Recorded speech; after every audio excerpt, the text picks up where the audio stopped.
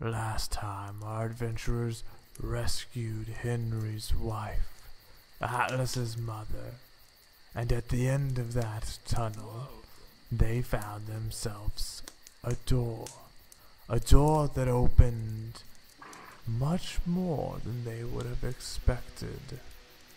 A door that would unlock the next leg of their life. And now, they must find Fendyl the man, who is supposed to have the answers they seek about the loot they pulled from the cave.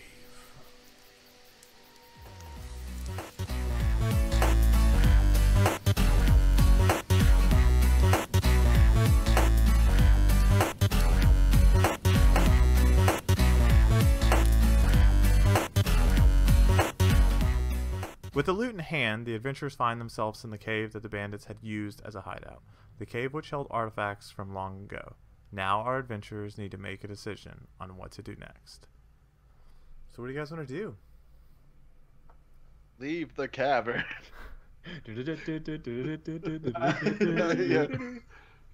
I mean, I don't want to stay here. Yeah. Cool. That's Just your roll choice. levels. Just kind of take that away. I just want to remind you that you guys just finished that fight, and while you did Alright. level, you're not like fully healed or anything like that. So I just want you to have that option whether you want to take a long rest, short rest, or just head back. Like, I mean, I don't want to sleep in the cave. okay, I will sleep in a bed at the inn when we return. Then I'll go to the Red Roof Inn. They're keeping the light on for me. I mean, do you guys want to take a short rest? I don't think. That... I would like to take a little breather.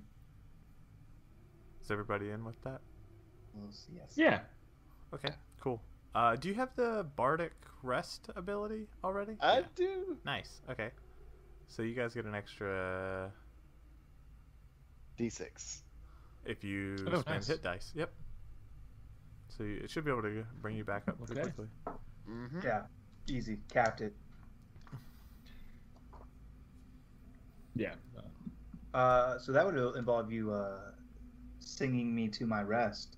Mm-hmm. Yeah. What song did you play? The Yeah. group. Tell me a little bit about it.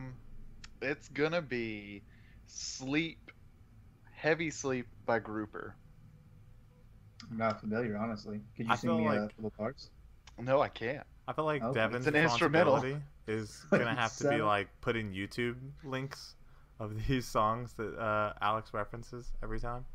Could you play the mouth banjo for me? And just give me a little taste of what it sounds like. I'm actually not proficient in mouth banjos. Damn it. Okay, so you guys take a short rest.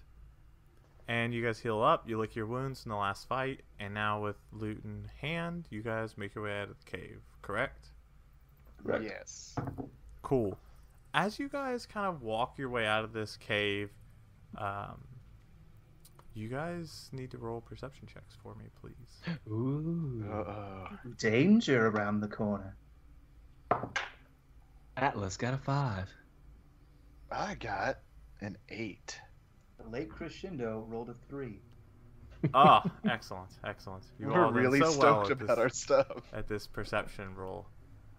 Yeah, so you guys walk out of the cave and start making your way through the woods. And probably about an hour into the walk, you guys are going to get ambushed.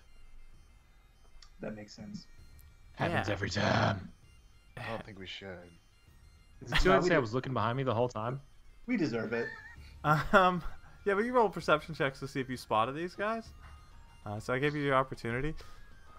And But what about my passive perception? It doesn't meet this. I So, like, guarantee it. I just picture these guys are standing at the mouth of the cave, and we just don't see them, and then they're like, "All right, well, we're just gonna attack these guys." I mean, they were hiding in the tree line that you guys exited into, if you remember. The cave was in the woods, but that's fair.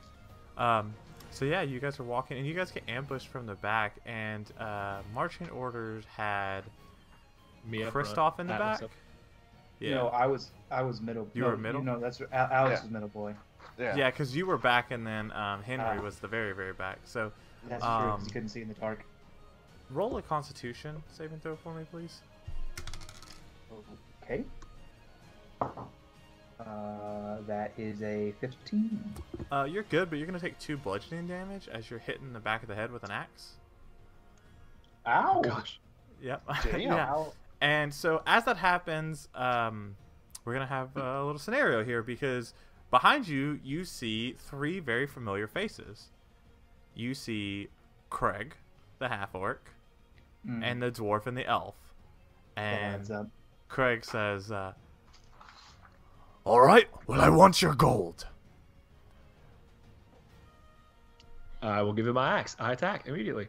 And I want your life. okay, roll for initiative, boys. That is 16. a 21. Oh, dang. If we've learned anything from our D&D adventures, You have to say your name.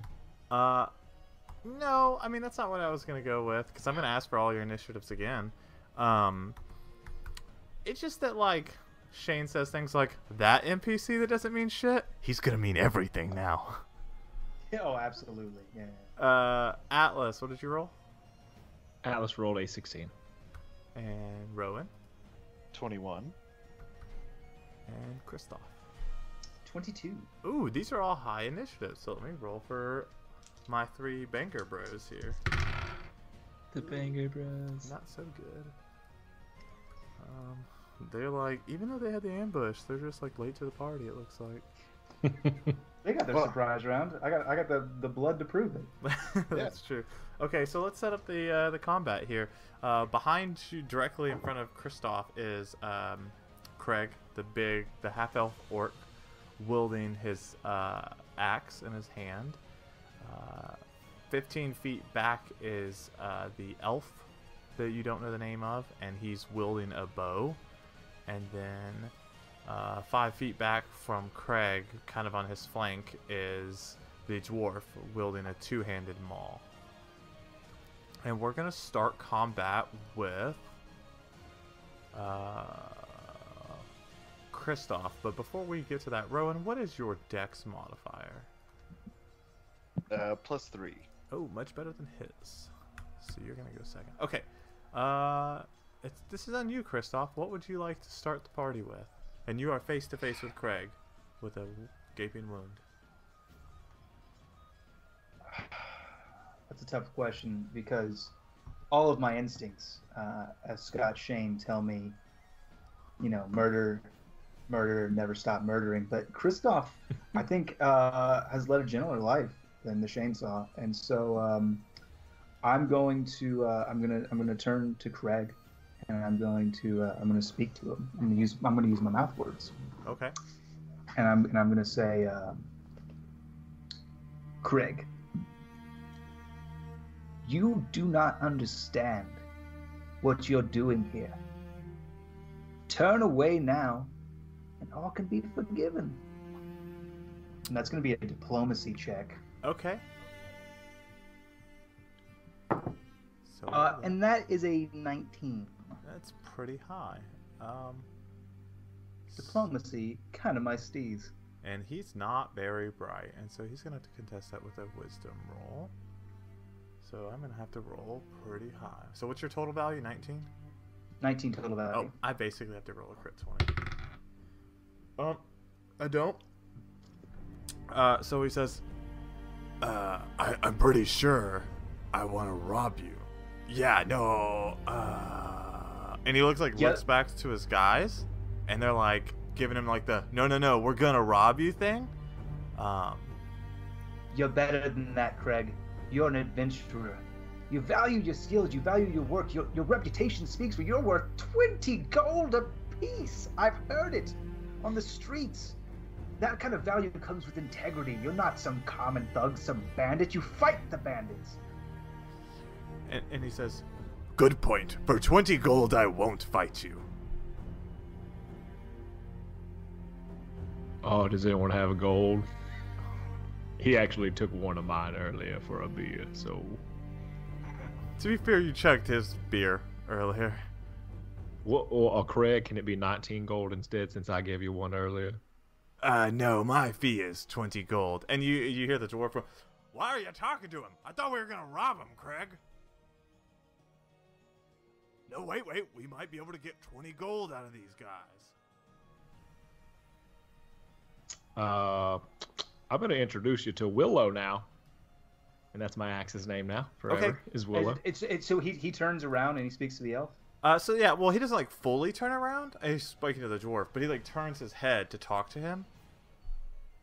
Would it be fair to say that I could move out of his threatened range without incurring an attack of opportunity? Because I think because you had a good roll. Yeah, absolutely.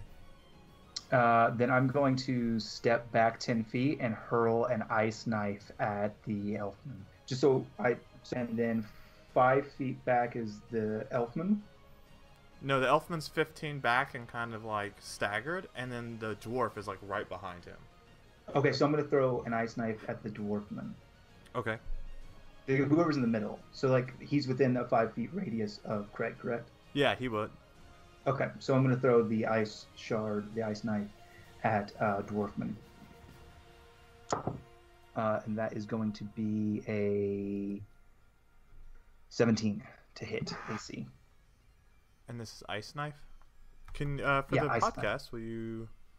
Yeah, so Ice Knife is a spell from Unearthed Arcana, and then later Xanathar's Guide to Everything.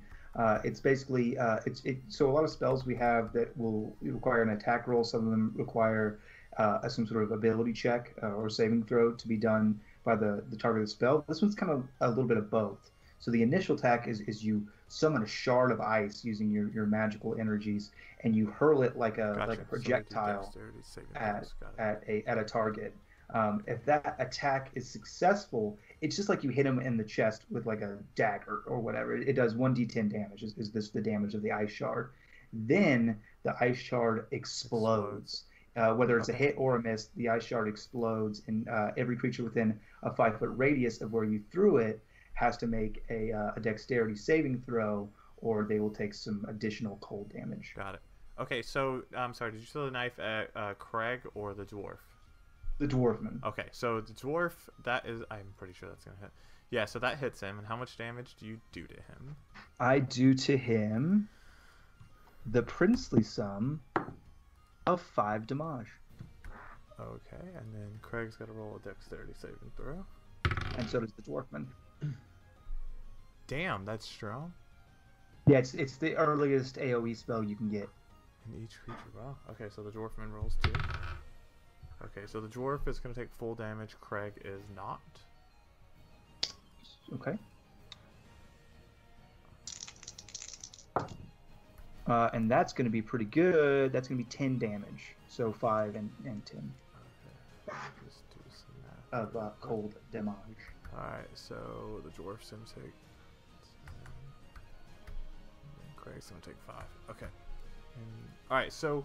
What happens is you throw this knife dagger spell, and Craig like sees it coming because he watches you back away, or he turns around to see you backed away, and he's more alerted, and so he kind of like ducks his shoulder back, and the dwarf behind him just has one of those "oh shit!"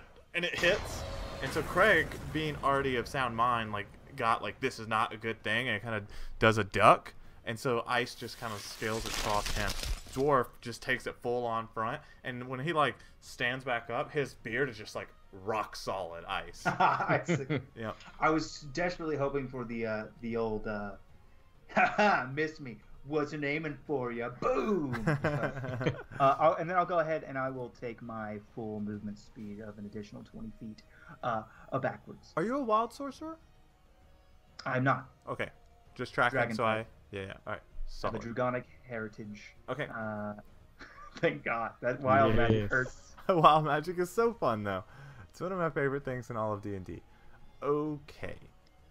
So that's going to be Rowan is next up. I will cast Bane. Oh, so you summon Luchador ass Bane from the Batman series. He comes and he breaks his back. I was born in the darkness. You merely adapted to it. Exactly. Okay. Exactly that. So if you want to read it, you can, or I can read it. Up to 3 creatures of my choice have to make a charisma saving throw, and if they fail, The saving throw, whenever they make an attack or saving throw before the spell ends, it's concentration for a minute. They roll a d4 and subtract that from their attack roll and saving throw. Okay, so they're all gonna do charisma saving throws. Mm-hmm.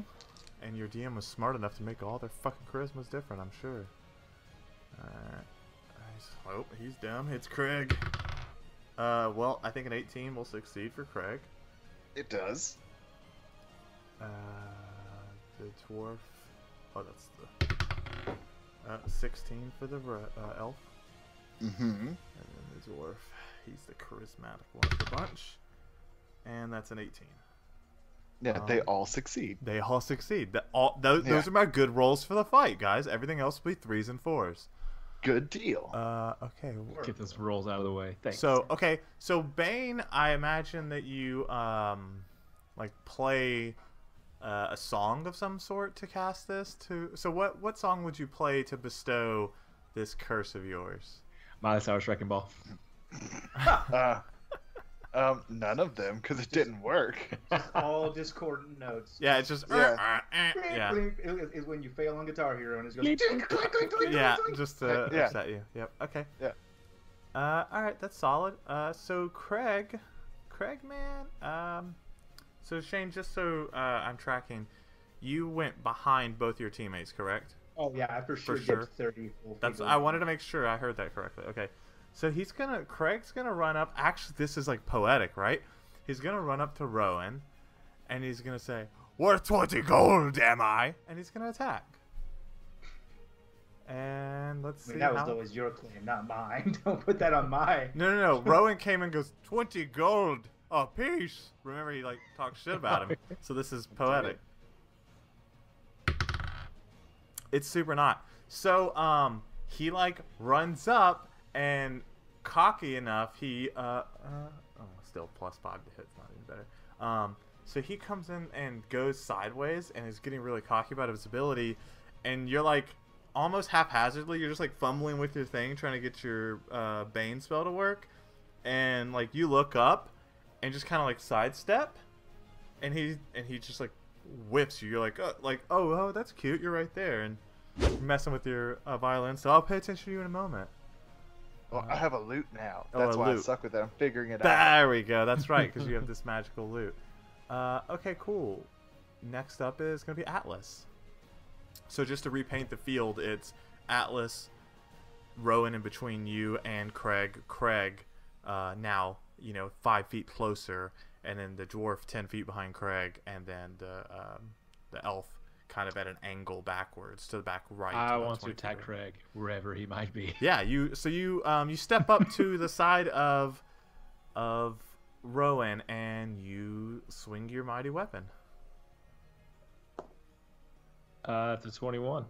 That tracks. Let me check my notes. Yeah, that hits. I say, let me show you how that swing is done, and then I swing that way. Swing this way. I heard you do swing that way. That is a. Oh gosh. That is a 9 damage. Ugh. So he you come inside swinging just like he did, and he brings up his axe to try and meet you, and misjudges and just takes a big hunk out of his arm. Like blood just swirls all through the air as that happens. As you're doing that, it's gonna be the dwarf's turn. And I mean, assuming you're done, Devin. Yeah, that's it. Okay, cool. So the dwarf is gonna run up to Craig's side, on the left-hand side of him, just kind of meet you face to face, and he's just gonna golf swing his two-handed maul at you. And we're gonna see if he hits. Yeah, he does, because that's a crit 20. Let's see. So we're gonna roll damage twice. I gotta reroll that one. That one fell. That's actually works out for you, Devin, because that's a 1 instead. So 7 and 7. So you're gonna take 14 damage. Holy crap! Strong little dwarf. Yeah. And then I need you to make a strength saving throw, please. Yeah, please. Get advantage on them. Are you raged? Why do you get advantage on strength checks? Not the. Oh no, sorry, not an advantage. I misspoke. I get a modifier on this. Well, I was like, It's an 18. oh yeah, you're super fine. So you take this maul, golf swing and all, right to your stomach, and just it hurts real bad, Yeah, but it you're does. able to keep on your feet. Next up is going to be Renoir, or the elf, which now you know his I name. love it. Yep.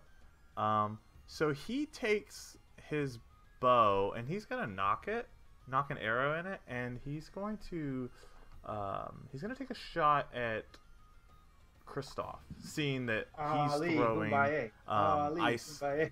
ice shards at people. So he's going to take a shot at him, and I believe a 22 hits. On what was say Wednesday? Yeah, on Wednesdays it hits. Oh, okay, solid. And then you're going to take some alleys.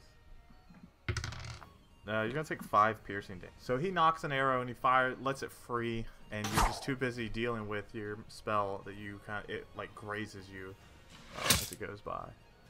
And top of the order, it's your turn, Kristoff. I'm gonna move 30 feet backwards. Okay. And then I'm going to drop to the prone. Okay. Actually, remind me, Dwayne. Mhm. 5e drawing weapons. Mm-hmm. How do I? Does that require As anything? long as you're not like I don't know how 5e's exact rules are, because they want you to have like a movement cost based on that. As long as you're not in my rules, as long as you're not like I pull out my bow and fire, and then I put my bow away and pull out this weapon, like as long as you're not doing a bunch of switching, I'm not gonna like charge you movement speed or anything like that just for switching weapons. Okay, so I'm gonna move back 30 feet. I'm gonna drop to the prone, and I'm gonna pull out my light crossbow. And just so I have a clear picture, Dwarfman is standing right next to Devin, correct? So yeah, you actually have you have a 4-man brigade there, or you have Rowan. Yeah. I said it wrong twice. You have Rowan, you have Devin or Atlas, and then you have Craig in front of Rowan, and then you have the dwarf in front of Atlas. Yeah, I just needed to confirm that the dwarf had another enemy within 5 feet of him, because when we leveled up last session, I took that level in Rogue, and so now using a ranged weapon, I can prompt a sneak attack on the dwarfman. And so I will shoot at him with my crossbow. Okay. So that's a light crossbow. It is a light crossbow. And Yeah. how far away are you? I am. I should be. We'll say you're 60 inside of feet 60 from him feet. now. Yeah. Yeah. You're close enough that it doesn't matter. And that's going to be 16 plus dex is That 3, hits. 19. That hits. Okay, so it's going to be 1d8. That's 7 plus a d6 is a 3, 10 damage. You lay down, and you kind of like line up your shot, and he's too busy hitting Atlas in the stomach with his sweet maul. And you get off a shot, and it like pierces through his collarbone and sticks out the other side, and he's looking super bad. Super bad. Rowan. And unless you have anything else, Kristoff. Nope, that's it. Okay. Yeah. That's Cool. it. Rowan, your turn. All right, then I want to swap the Lute out for my rapier and pig stick the dwarf. Okay. Cool. Hitting him with the pig stick. Yeah, I'm not gonna hit him with the pig stick Okay. unless it's 7 hits. Not this time. And so I think, It's Wednesday. yeah, it's Wednesday. Wednesday changes the rules. So I think when he like reaches down, like kind of leans over as the arrow hits him, and right as you're like trying to re-stab that arrow wound, he just kind of ducks down, and you go high on it. So Craig. Oh, it's not Craig's turn yet. Okay, go ahead. Because I want a bonus action healing word on Atlas. Okay, He cool. took some owies. Sure. Yes, he did. So what's that word you say to him? I want to know. Friend. Craig Hit him- just has hit a him tear with- in his eye as you say that. It heals 7. That's- Yeah, it's Hit like him- a little tiny. Hit Yeah, him- it was max. Nice. Hit him with the Care Bear stare. Sure did. I can't hit anyone else, but I can help my friend. Yeah, then I'm done. I don't want to get any opportunities yet. Okay. He's still upset with you for, talking shit about him. So he takes that axe and he puts it in both hands, and he's just going to swing on you again. Fuck. I don't think a 9 hits. Wait, yeah, I don't think a 9 hits. Alright. So he puts his axe in both hands, and he strikes at you, but you're just too nimble. You take a step backwards, again sidestepping, just proving that you are nonchalantly moving out of the way of every one of his attacks. I want to like slow jerk at him too, like eye contact and all. Yeah, you you do that. You give him an obscene gesture. That is your right. That is your right to taunt the opponent. Atlas, it is your turn. I'm definitely just gonna keep attacking good old Craig. Okay. But this time, I'm gonna go rage mode. Okay, cool. So you use your bonus action to turn angry, and you're going to attack Craig. That sounds like I'm angry. Like that's how he knows it's going. Okay. Oh, oh no, he's in trouble. Woof. 15. Let me check.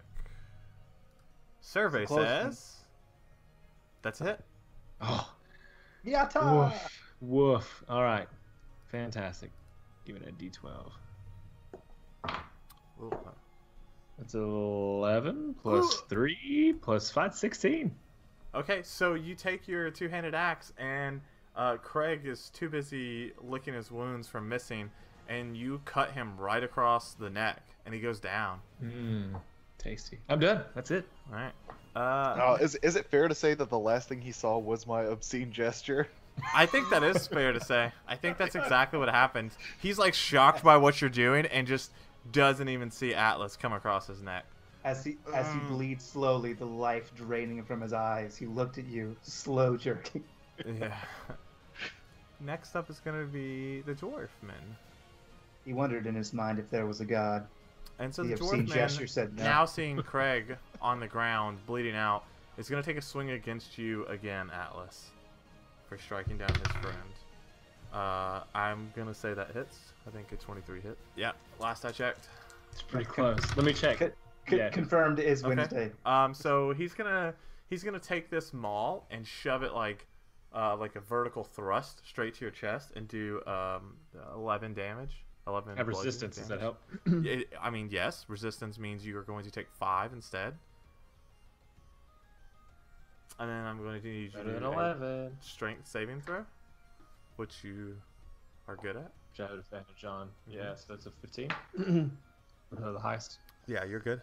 So, you kind of like bolster your chest out, like, ha, I killed Craig, and just take it straight on in the chest, and he like looks shocked that he's like, oh, that usually does something.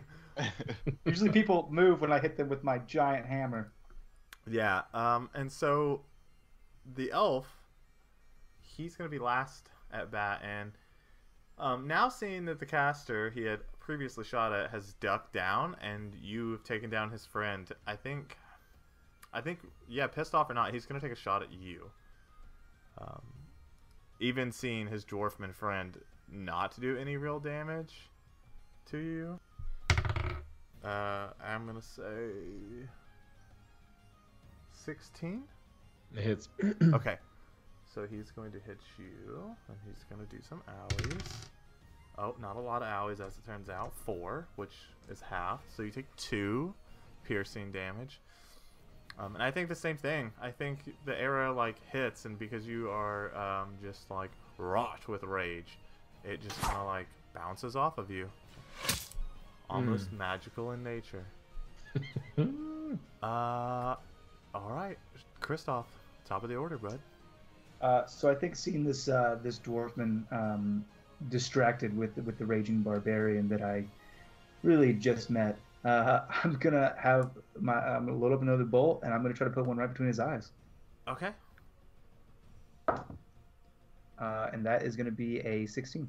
That hits. That'll be the D8. That's a solid 2 plus the sneak attack damage, which is a solid 6, 8 damage. Yeah, so you put a bolt right in his head, right in his face. So you Hey. release a bolt, and it flies through and strikes him right between the eyes, and he just kind of falls over. And This pleases me. Yes. You're a murderer. Next is Rowan. No, defending. I try to give him an out, man. Hey, you This classify is it whatever you want. self-defense. Hey, Yeah. murder still, just justified. No, manslaughter. No, self-defense. No, Self-defense self-defense is doesn't make it manslaughter. not murder. It's still the act of murder. No, the act is taking a life. Murder is the crime. You go ahead and do your turn, Rowan. While I'm I just an Google it. orc trying to get behind the world. Alright, well, those two are down. Hey guys, it's your DM Dwayne. I wanted to take a minute out of the episode to say thanks for listening. As always, you can go to Twitter, Instagram, or Facebook to follow us. Please follow us on Facebook. There's some stuff going on there too. It's just as good as our Instagram, I swear. In fact, there's a little bit more content there. We're also cooking up some really cool giveaways, like custom made, can't get them anywhere else style giveaways. So you should really be checking out our Instagram and Facebook, because I know those are coming up soon. I just don't have an exact date to give you, so teaser overload. Also, we would love to hear feedback on the episodes, because we're putting a lot of work into them, and I know we're trying to do a couple different cool things, at least in our mind. So give us feedback, please, because we're trying to do it story mode / real D&D talk at the same time. Either way, I also want to say on the behalf of the guys, thanks guys. You guys are some of the best players to play with, and I don't think this podcast would be nearly as entertaining or fun to do without you guys. So thanks for listening, and enjoy the rest of the episode. I will rush the fancy named elf that I already forgot the name of. Okay, Something cool. French. Wrench? Something French. It was like bidet or something. Yeah. Oh, yeah. That's what we're tracking. Good day. Yeah, I'm gonna attack the bidet. So with you the run wrench. up to him to attack him? Yeah. Okay, cool. You do that. Well, does a 16 hit? Let's check. It does. Oh, sweet. And I do a big 6 damage. Yeah, so you run up and you poke him with your sword. So let's say you poke him, you go to attack and he shifts to the right, and so you take a glancing blow. He doesn't love it. Good. Anything And then else? I'm gonna give some bardic inspiration to the barbarian rager. Okay. Yeah, what do you say to him to inspire him? For Henry. Oh! Yay! Okay. And it's now Atlas's turn. So I strut on up, two hands with Willow, just bloody as can be. With a big grin Very across your a nice face. jaunty little trip. Yeah, a little jaunt, and then going straight up attack. Okay. Okay. And remind me, the bardic inspiration is a 1d6 on a roll after the result. No, so the roll After happens. You roll it before you know the Yeah, result. so you can Mhm. roll it, and you And say you determine. roll a 12. You can go, do I Okay. want more? I rolled a 12. I'm gonna keep it because it's a 17. That should work. That's kismet. I need to go do the lottery right now. All right. Let's screw this Roll attack. podcast. Yeah, that hits. Okay, it's not great damage. 4, 5, 6, 7, 8, 9 damage. I mean, still lots of damage at this early level. So you hit him pretty good right across his arm, and he starts to favor it as he leans in, and he's not looking great. And I want to say to him, this is your chance to give up. Yeah, I think he does say. I think he responds to that and says, because it says dwarf's dead. Yeah, it's his turn. So he says, he like drops his bow and says, okay. Oh wait, no, that's a nice voice. Okay, just don't hurt me. I was just going along with Craig. He's crazy, man. Crazy dead. He hears So- that whisper. No, I would have to shout it. Yeah, that's what I'm saying. Crazy dead! He's Yeah. still laying on the ground. Yeah, exactly. And I Oh. mean, so it's your choice. Like, so he's gonna try and convince you, to like not kill him. Okay, boys, gather around because I'm not the smartest, and so I will let you decide if Want me to do what? I'm very far back here. He said he wants to give up, but I'm just not sure of his intentions. Oh, I'll come up there then. He's a fucking coward. What? Nice. So do they run up, or am I just like I'm just Yeah. hanging out with Willow? Well, I mean, like Rowan was next to you anyways because he had just stabbed him. Yeah. I like put away my crossbow and I walk up there. And the elf. No, I please let me go. How much gold do you have on you? I don't have any. Why do you think we were in the tavern trying to get gold? Craig carries our gold. We do not need any gold. I'm gonna I go wanna- get I the wanna- gold from Craig. Okay. This is not a matter of extortion. These gentlemen, they are the ones who extort. They prey upon the weak. This one will answer to the magisters. Are we the magisters? We are not. Oh, okay. I want to search Craig for gold. Okay. You find 20 gold on Craig. I'll take the 1 and the 19. Thank you, Craig. Now I know you followed Craig, and I know I was on his list. I was top of Craig's list. No. To be honest, Craig can't write. But I'm pretty sure he was more angry at the singing fellow. That super adds up. But you're gonna meet your due justice with the magisters. Oh, okay. I don't I'm care not about sure what Craig's you missed mean. encounters.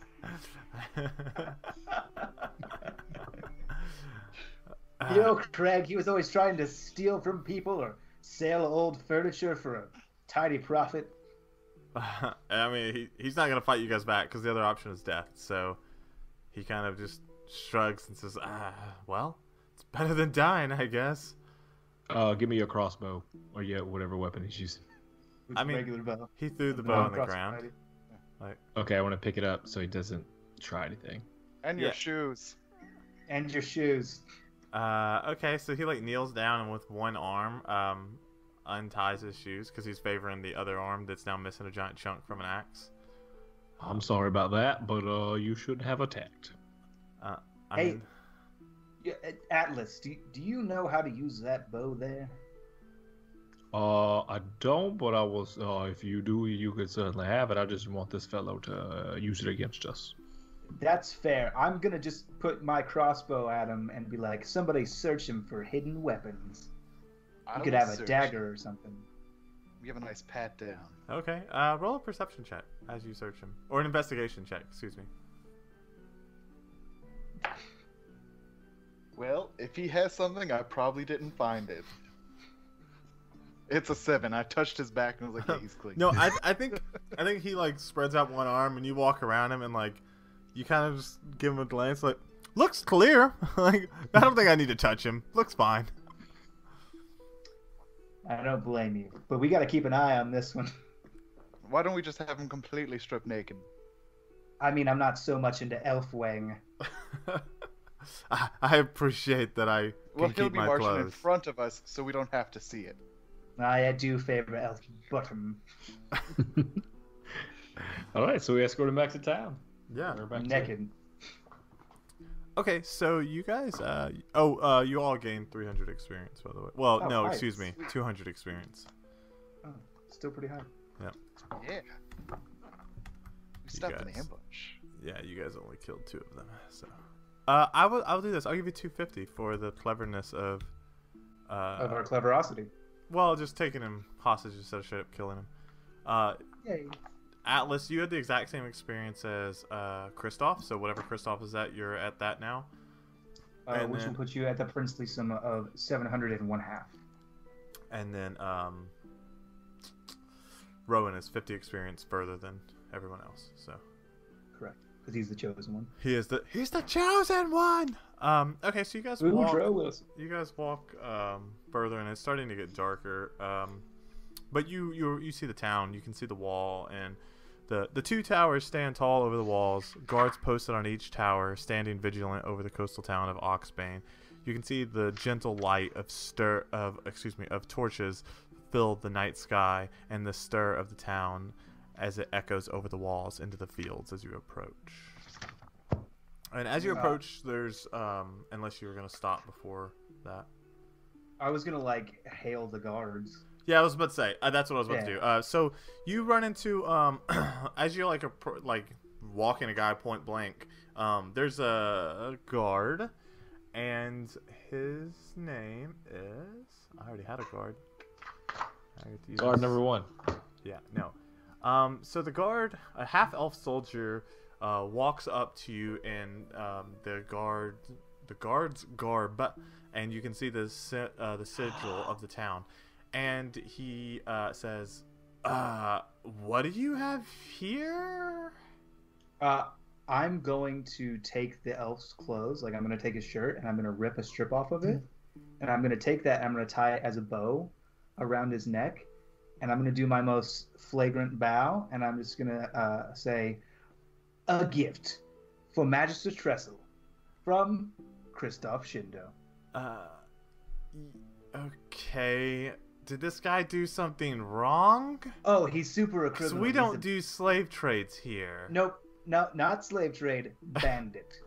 Bandit criminal cleaning up his streets. Compliments Kristoff Shindo and the boys. And then you hear a guard from the tower go, "Is that Renoir? That looks like Renoir." Yes, it's Renoir. It's Craig's friend. They ambushed us in the woods for our money. I fucking hate Craig. Yeah, he's a piece of shit, but he's dead now. I killed him. Oh, correction. I killed him. That's true. He killed him. I helped. That guard says, Hey, Chiringa, take him home. Take him to the guard tower place." And so Chiringa, the half-elf guard, also an artist on Instagram. Hit him up, Chiringa Tunes. Yep, Chiringa_tune. Go hit him up. There's posts of ours that they did sweet fan art. And so Chiringa like grabs this guy and says, "Okay, I'll let my captain know that you guys brought him in. I appreciate the hard work." And she begins to walk him out, and he begins to walk him out, and as he does so, another guard kind of comes down from the guard tower and takes his space. And there's only one place for weary adventurers. The Red Roof Inn.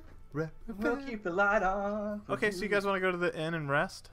Of course. Okay. Yeah, that'd be lovely. Cool. So you guys, we'll just head there. So you guys go to the Red Roof Inn and kind of pop in, and it's busy because it's nighttime. That's kind of where people go for entertainment.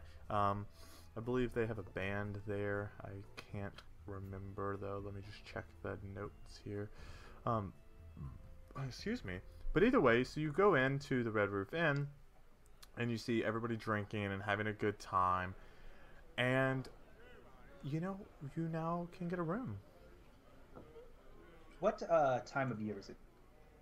It's gonna be fall, so it's just starting to get chilly. Oh, fantastic! Then I would like to order some mulled wine. Okay, cool. So I'll have a rainbow bowl. Oh, what? Is that one of the things that's like a fish bowl with like 8 different colors and a bunch of chunks of fruit in it? It is now. Okay. I mean, I think this is a fantasy D&D, so I think it's a bowl full of actual rainbow prisms from fucking the ethereal plane. It is. It's exactly that. So as you walk up, you notice that the barkeep is super tall. In fact, he's 11 foot tall, and he's kind of like crunched up, and he's a Goliath for the characters of you who are familiar with that. And so when you come up and order the wine, he did mulled wine, right? Mulled wine, please. Mm-hmm. Yeah. So he hands you this cup, and you notice that this cup is so tiny in his giant hand, and you exchange currency for it. But it's regular size in my hand, right? Yeah, but it's regular size in yours. Okay, No, good. it's tiny in yours too. It's like an optical illusion where you're Yeah. just like selling people drinks Yeah. for like. You're like, wait a minute, you got to pinky out to hold it correctly. And so he says, "Your wine." I thank you, sir. Of course. I know you don't serve tables, so that's why I came to the bar. I appreciate that. I know how it works now, and you're clever. I tip him. Okay. He looks super appreciative. He takes that tiny little currency and puts it in this giant bag that just looks empty as you put it in there. It makes no noise. There's no chink or Yeah, it's just all yeah. yeah. Yeah. Okay. So you guys want to get rooms? You guys can super do that. Yes. How much? Yes. How much a live room here, for the right? night? What? Doesn't Atlas live here? Yeah, he has a room in the Not forge. no. I have a room at the place where I work, above that place, not at the Red Yeah, the Roof Inn. gold- Yeah, the why are golden you ham- staying at the inn if It's the your same shop town. is in Yeah. the Walk to town? your He room goes, where you live. I'll pay for I the... just wanna be close to you guys. He goes, I want to be like everybody else. Staycation, baby. Yeah. Actually, if you guys want to stay with me, we might have some extra rooms. I could ask Yogg. He might have some space. Oh, hard pass. I need a bath, mon frere. Free works for me. My name is Atlas. Okay. Yes, it is. And I pat him on the head. So, the Goliath barkeep says, a room's gonna be 2 gold. I hand him 2 gold. Perfect. my He phone. gives you a iron key for the room, and Oh, if it's only 2, yeah, I want a room then. If it's only 2 gold. I mean, you can just play for You could it. just Like, play that's your for whole it. shtick. Yeah, I don't want to though. I'm super Oh, embarrassed that I that's don't know super how to fair. play this lute. oh, okay, that's fair. He's gonna spend all night in the room practicing. And he goes, you with the instrument, you want to play? You can have a room for free. I would like to give you 2 gold. Oh, I didn't do the voice. I would like to give you 2 gold and play in my room.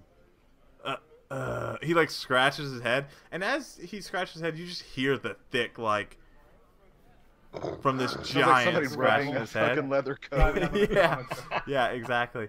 And he goes, I mean, all right. And he takes your gold and hands you an iron key for a room on the 2nd floor. Yes. Okay, so you guys go upstairs. I'm not done. No. I'm not. I want them to leave, but I have business to attend to. Okay, so what does everybody else want to do while Kristoff wants to attend to his business? I'll not go everybody check in wants. with Yarg and see if any of my wares my shovels have sold. Any of my Your numerous shovels. shovels. Okay, yeah. So you head towards the golden hammer. Hammer. Yep. And what do you want to do with your time there, Rowan? How many rooms are on the 2nd floor? When you go up there, you see about half a dozen on the 2nd floor. Okay. I just kind of want to like stand by, listen, see if I can tell which ones are occupied. Yeah, the first 3 on the right are occupied, and so the ones on the left are empty. Okay, good. Well, then I'll just go to my room for now and diddle with the loot. You know what? You call it what you call it, bro. So you go into your room and I was you gonna say, you is that play what with kids your call it loot. nowadays? All right. So Devin makes his way to the golden hammer. Kristoff, or excuse me, Atlas goes to the golden hammer. Kristoff, what would you like to do now that everyone has vacated the? I'm gonna speak to the bartender, and I'm gonna slide him a shiny gold piece, Okay. and because I tipped him with like a copper earlier. Yeah, for sure. Yeah. now I'm gonna slide him a shiny gold piece, and I'm gonna be like, yes, I'm looking for some information. Could you assist with that? He looks at the gold piece and goes, "I can try." What's your name, friend? My friends call me Winslow. Winslow. Noble Winslow. I have a question for you. I recently have had some favor, and I was wondering, is there a bank in town? He kind of scratches his beard and goes, I'm not sure what you're asking. Somebody where I could exchange currency for a letter of credit. He goes, well, you could probably do that at the black... no, sorry, guys. I'm reading notes and trying to talk, and that's a bad idea. If I do that at the bank. He goes, Over at He- Citibank. he says, you could go to the Golden Buckle, but there's some seedy folk. Or you could go to Lead Church, and I'm sure that the High Priest would give you a note. He doesn't typically hold money, but I don't see why he wouldn't for a fee. The church always needs money. Not enough people donating to the cause, you see. And it's a real shame. In addition to that, is. what can you tell me about Magister Trestle or his wife, Lady Trestle? He says, I suppose that depends. How much time do you have? I have as much time as required. I know she frequents this establishment, and I thought someone in your position would probably know a thing or two, particularly about the lady. Well, Mrs. Trestle, she's a lady of the town. She's always here, and she's always in the Golden Buckle, getting drunk with the common folk. I wonder if she even likes her husband, honestly. But that's not for me to judge. Oh, she's beautiful. If Lady Trestle were to have any enemies, God forbid, who would you say they were? He says, he kind of gets sheepish and looks around, and he gets quiet and he goes, Look, I don't want any trouble. But if you want to know information like that, you can go see Mr. Eckenbar at the Golden Buckle. Yes, good. And then I just have one last question for you. I'm looking for someone of a high station who could be malaligned, somebody who could possibly infirmed. What can you tell me of the locality here? he says, Listen, I don't know a bunch about malalignment and junk, but it sounds like someone you're who is cuckoo crazy pants. Oh, cuckoo crazy pants? Oh, yeah, if you want to see someone cuckoo crazy, you go see Fendyl. He's cuckoo. Where could I find Fendyl? Oh, he's in the keep with all the magic things. I see. I thank you very much for your time, Winslow, and don't spin this all in one place. And I pass him the gold coin. and he takes it and he says, I appreciate it. and he puts So it in. I actually pull out one more gold coin. I go, and of course, your utmost discretion above what we've spoken about tonight. And so he takes it and goes, and puts it in the bag carefully and goes, I was gonna say the same to you. dink, and just puts it in the bag. I was never here. Who are you? Okay, Atlas. I assume we'll come back if you want to do more. Sure. Atlas. So you go to Golden Hammer, and it's late, and as you approach, you hear the familiar clanking away. You know that Yarg is still working late in the forge, Yog, you still in here? and he like stops banging, and he goes. He stops banging on the metal, and he goes, Atlas, my boy! Welcome back. I assume you took care of your family. Oh, we took care of them. The Teresa and her mom, they're safe. Their mom and dad, they're just as safe as they can be. Yeah, the boys I was with that helped out, they're staying back at the Red Roof Inn. You're familiar with it. So they leave the light on. Always, yeah. So I just want to see if any of my shovels had sold while I was gone. he looks at you, looks at the pile of shovels, and goes, It's hard to tell. I never counted them. He goes, that the pile might have gotten smaller, but honestly, I've just been throwing them in with other deals. So I guess what's my cut this week, Yog? It's the same as it is every week. You don't work Which on commission. is? I don't. he is hands you 5 gold for the week's work. fuck. Well, thank you, Yog. Isn't it that 5 gold that you owe me upon completion of the Yeah, it is. I don't know. We haven't discussed And it. he says, Everything turn all right? Well, I guess if you mean my mom and pops are alive, then yes. Yes, it did. I guess But as long as you feel good about that. I do. Oh, perfect, my boy.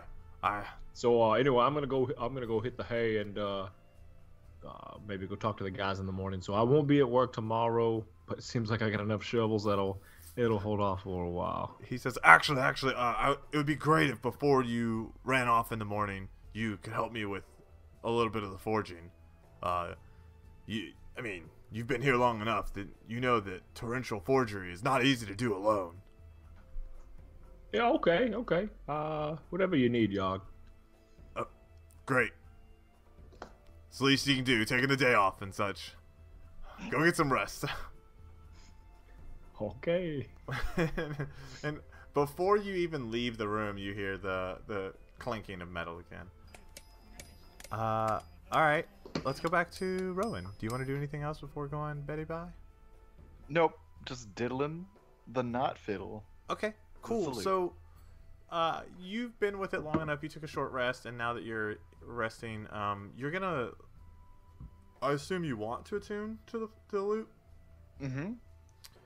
Okay. Just for everyone at home, so the lute is a magical item. And him being attuned to it and using it as his casting focus, once per day he can play the lute to use one bardic inspiration die. At this point, that bardic inspiration die will affect up to 3 targets. So it kind of expands his bardic abilities a little bit.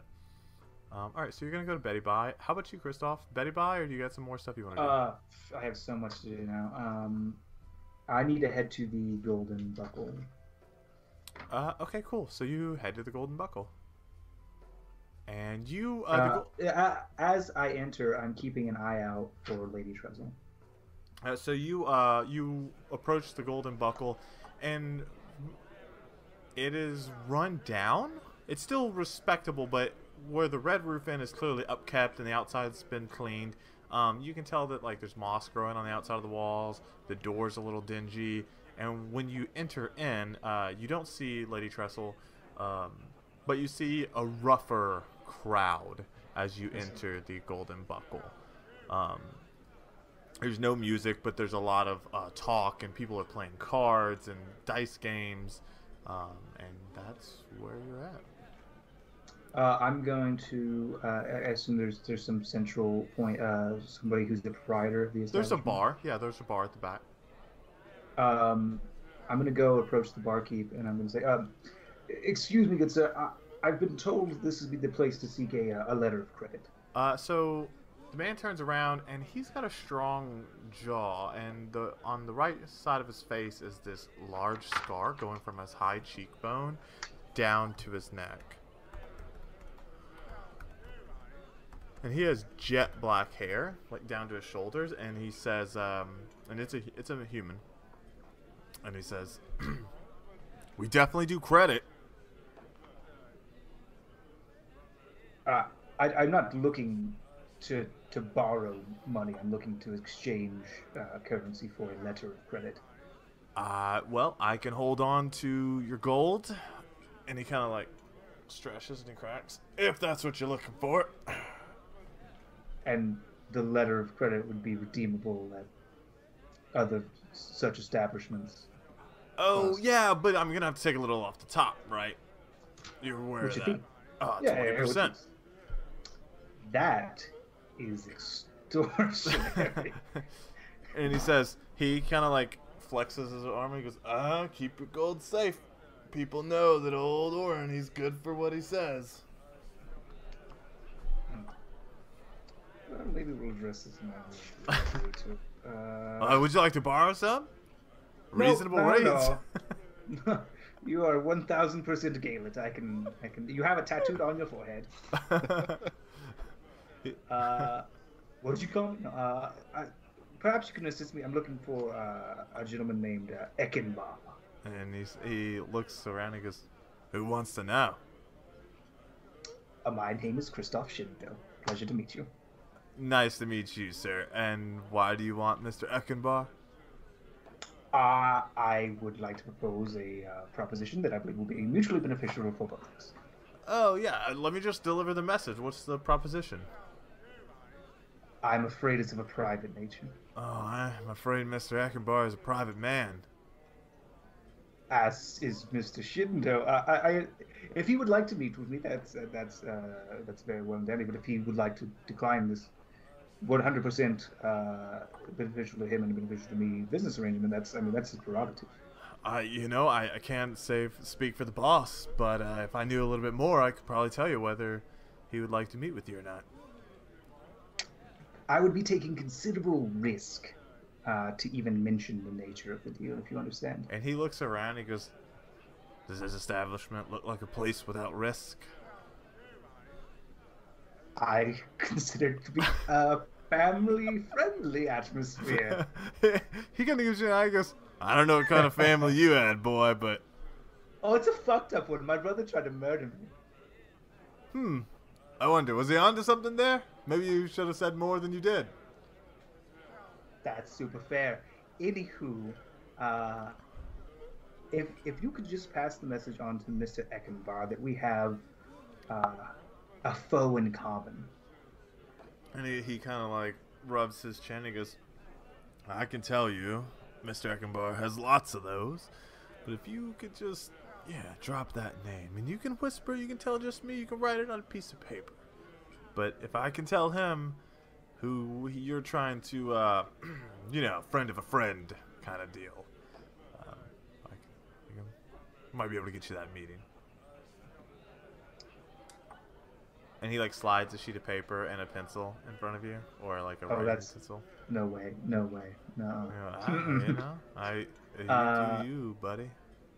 I'm trying to get you this meeting because I know he's a businessman. He very much is all about making more gold. I believe you're right. And so, you can tell him that the name of whom I would like to discuss this with is, and I pull out 10 gold pieces and I lay them on the counter, and I say the name of whatever royal figure from antiquity exists on the face of the golden coin in the realm. They're like blank gold coins, just FYI. Oh, Benjamin Franklin. And he kind of looks at you and he goes, "Ah," and he like slowly scoops the gold towards him, like to like kind of give you that like, "This is a bribe, yes."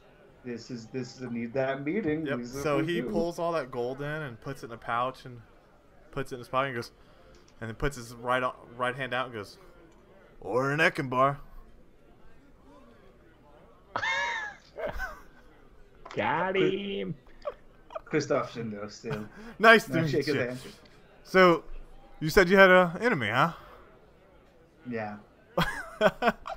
I was wondering. His name's Salty Jones. I was wondering how far. I appreciate your ruse. Like I said, it's a place, not a place without risk. How about we do this? I appreciate your ruse. How about you get me some mulled wine and we'll go talk this over in private? And he goes, "Look, I can't do it now. I have a bar to run, but I can talk to you tomorrow when I'm not staffing the bar, unless you want to discuss it now." I do not want to discuss it in public, but I... So he puts down the drink for you as you're talking? Yeah, if I could get that for the road, that would be just lovely. All right, well, now that I'm 10 gold light, the 20% would be a little bit lighter. He's tracking. Do some quick math here.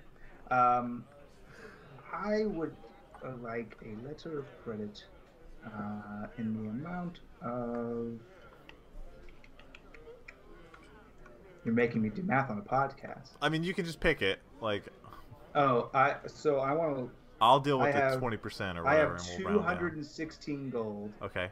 Well, you have 200. Is that after you paid up your dues? Yes, I've all the drinks, my room, the bribes. Okay. 216. Do you want to put all of it in? I do not. I want to retain 30 gold. Okay. Actually, I want to retain 50 gold. All right. You want to retain 50. Okay. Cool. I can deal with that for you.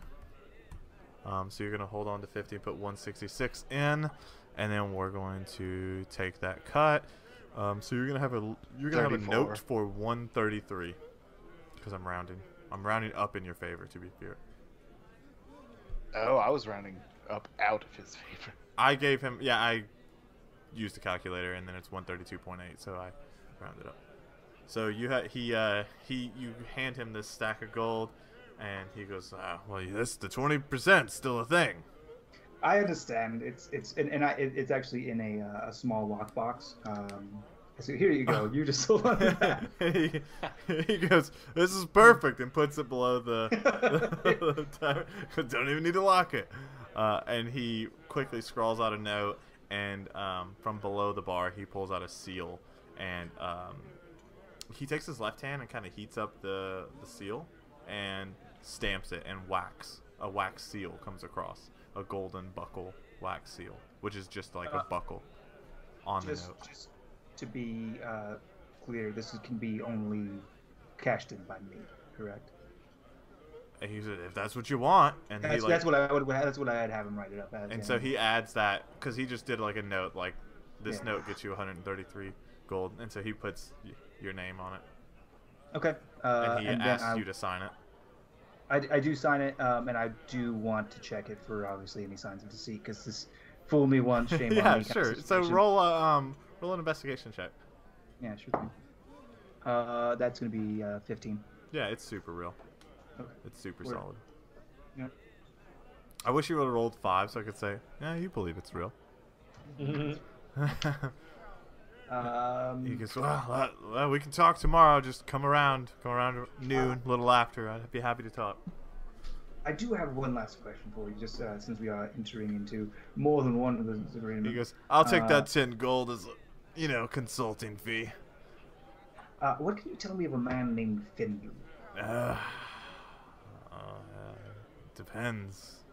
What's your business with him? I have none. No curiosity. Oh, he's nuts, man. We may have discussed him more on the morrow, but I shall meet you then. Good luck. Godspeed. And I go back to my room at the much cleaner establishment. Yeah, no, for sure. I'm tracking that. I stop in. I ask Winslow for some hot water or a bath. Okay, yeah, he provides that. He provides. Well, what he says is he says, "Yeah, no, for sure. If you just want to, if you want to flag down the barmaid, she'll take care of you. Her name is." Oh, I always forget her name. Lovely girl. This is certainly not the DM looking for notes. Not at all. Fucking A, dude. Oh, right, we're in the Red Roof Inn. Her name is Marion. She's barmaid Marion. Go look for Allison. She'll take care of you. And he motions to an elf with long blonde hair and a thick braid. I thought you were going to say thick a beard. I was terrified. Excuse me, Alice. Yes. Could I trouble you for some hot water to draw a bath? Oh, of course. And she runs off and in a few minutes comes back with a giant. She's like struggling to carry. I help her carry. And so she walks it up, and she goes, "Yeah, this is a nice place." And you're like walking the stairs. She goes, "Luckily, you actually have a tub in your room here." And she like kind of leans it over to you and goes, "I hope you have it from there." Oh, I do. Thank you very much, Alice. And you have yourself a wonderful night. Thanks. And then she storms back down, or not storms, goes back downstairs angrily. That guy was so nice.